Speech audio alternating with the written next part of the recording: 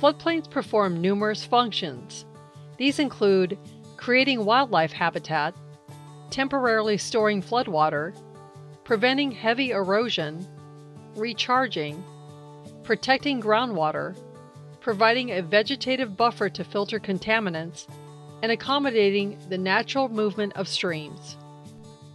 Floodplains and floodways impacts should be evaluated as directed by the Executive Order 11988, Floodplain Management, and the Federal Highway Administration Policy and Procedures in 23 CFR 650.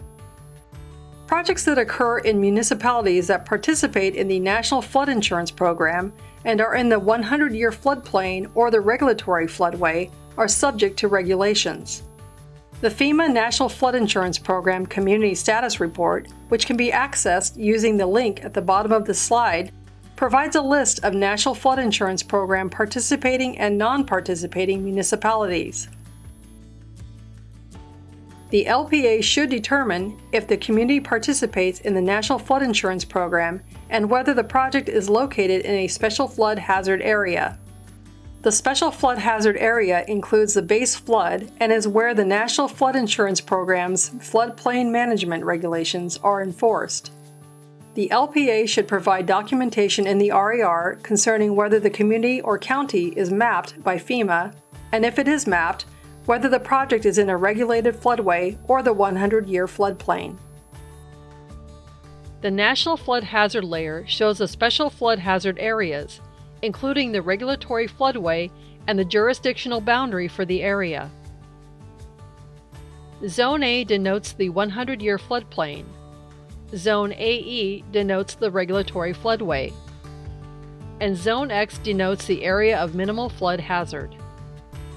The jurisdictional boundary will show the community or county that has jurisdiction over the floodplain area.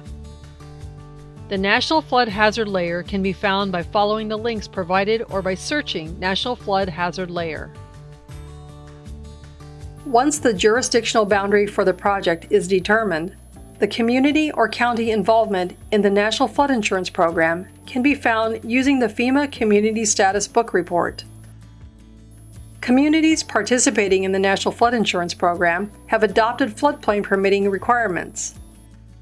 The FEMA Community Status Book Report can be found by following the link provided or by searching FEMA Community Status Book.